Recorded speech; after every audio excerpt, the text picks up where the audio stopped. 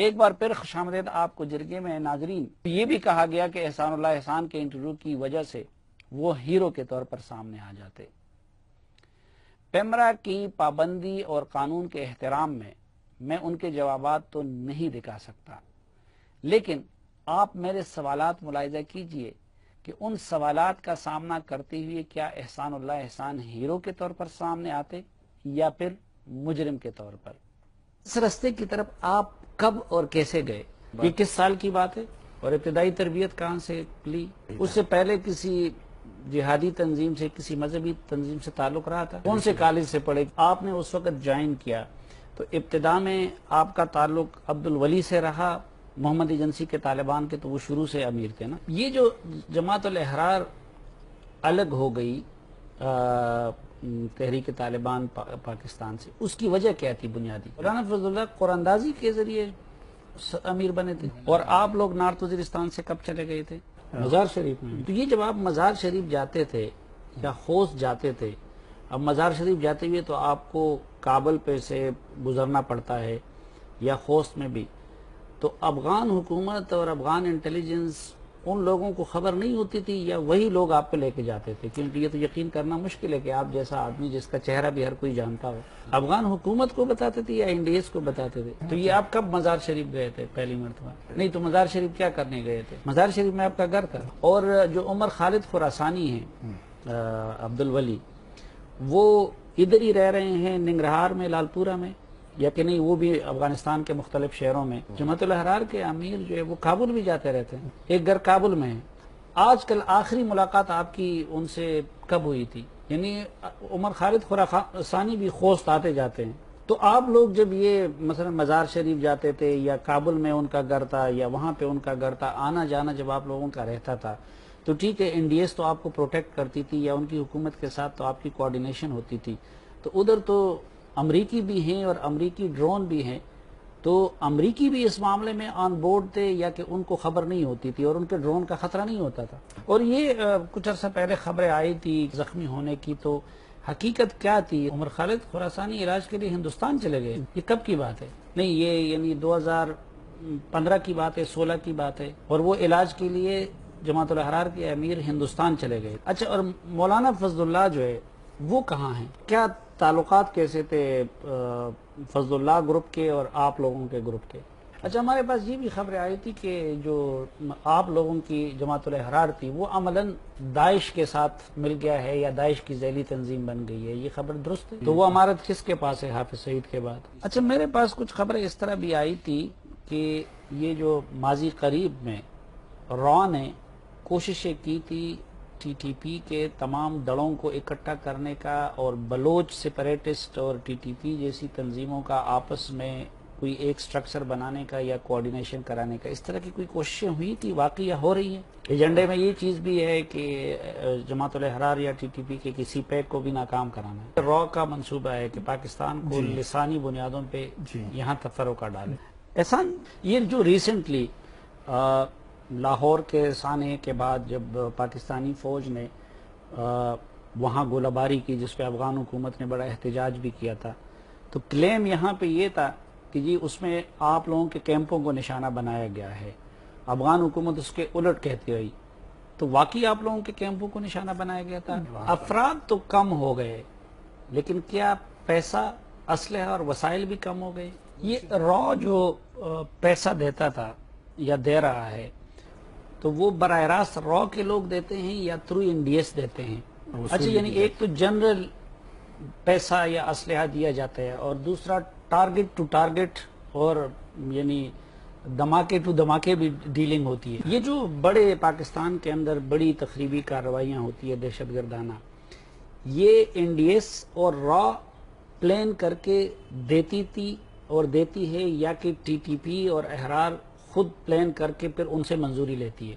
اچھا، یہ نیچے یہ صرف چند افراد کو علم ہے یہ انڈیس اور را کے سپورٹ کی یا اس کی سازش کی، یا کہ نہیں آپ کے شورا کے لیول پہ یا نیچے کارکنوں کے لیول پہ بھی اس کا علم ہوتا ہے کہ ہم یہ قوت ہمیں استعمال کر رہی ہے؟ اچھا، جو پاکستان کے مختلف شہروں میں جو ٹی ٹی پی کے یا احرار کے کارندے ہوتے تھے یا ان کے سمپتائزر ہوتے تھے یا ان کے سلیپنگ سیلز ہوتے تھے، وہ تو یہ اب آپریشن رد الفساد کے نتیجے میں جو مختلف کامبنگ آپریشن ہو رہے ہیں، انٹیلیجنس بیسڈ کارروائیاں ہو رہی ہے، تو کافی حد تک اس نیٹ ورک کو توڑ دیا گیا ہے۔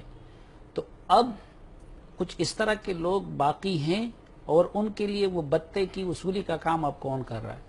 اچھا، نارتھ وزیرستان میں بھی آپ کا ایک بڑا میڈیا کا سیٹ اپ ہوتا تھا، جو آپ کے دفتر میں کئی ٹی وی چینلز لگے ہوئے ہیں، اور اب ننگرہار میں بھی جن لوگوں نے آپ کے ہاں کو وزٹ کیا ہوا ہے، تو یہاں سے آپ لیتے تھے وہ فیسلٹیز، یہ موبائل کی سہولت، یہ ساری چیزیں کیسے آپ ان پہاڑوں میں یا ان علاقوں میں بیٹھ کے انشور کراتے تھے؟ یہ جو سوشل میڈیا پہ آپ کے اکاؤنٹس بھی اور دیگر لوگوں کے بھی فعال بھی ہوتے تھے، اور آپ تو بہت زیادہ فعال ہوتے تھے، تو اس معاملے میں بھی کوئی این ڈی ایس کی طرف سے یا عراق کی طرف سے کوئی فیسیلیٹیشن ہوتی تھی ٹی ٹی پی اور اس کو؟ تو پھر یہ کیسے ان کے حکم پہ کچھ لوگ، کچھ نوجوان، وہ آخرت کی طلب میں اپنے آپ کو اڑانے اور دوسروں کو بھی اڑانے اور زندگیوں کا خاتمہ کرنے پہ آمادہ ہو جاتے ہیں؟ اگر آپ کہتے ہیں کہ یہ لوگ دینی بھی نہیں ہیں، تو پھر دین کی بنیاد پہ یہ اس طرح کے لوگ کیسے تیار کرتے ہیں؟ پہلی مرتبہ کس واقعے کو دیکھ کر آپ کو یہ احساس ہوا کہ یہ ہم جو کام کر رہے ہیں یہ ٹھیک نہیں ہے، غلط ہے؟ ملالہ یوسفزئی کے بعد جو میں نے کمنٹس کیے، آپ کا مجھے فون بھی آیا، اس پہ آپ بڑے شدید برہم تھے، اور آپ نے مجھے کہا کہ بھائی تمہاری ماں جو ہے اب اس طرح کی بچی کے لیے دعا کرے گی۔ تو جب ملالہ کی ذمہ داری آپ لے رہے تھے تو آپ کے اپنے احساسات کیا تھے اس وقت؟ آپ خود اس پہ کنونس تھے یا آپ ایک مجبوری کے تحت لیکن آپ کا اپنا ضمیر بھی کہہ رہا تھا کہ جو کچھ ہوا ہے غلط ہوا ہے؟ آرمی پبلک اسکول کے واقعے کی جب آپ کو خبر ہوئی یا باقی قائدین کو، آپ کے اپنے احساسات کیا تھے اس وقت؟ یہ فیصلہ کب کیا آپ نے کہ میں نے جا کے اپنے آپ کو سرنڈر کرنا ہے حکومت پاکستان کو اور افواج پاکستان کو، اور اس رستے کو ہمیشہ کے لیے ترک کرنا ہے؟ اچھا، آپ سمجھتے ہیں کہ کوئی آپ کی طرح کے اور بھی لوگ ادھر ہیں کہ جو اس رستے کو ترک کرنا چاہتے ہیں لیکن ان کو کوئی رستہ نہیں مل رہا؟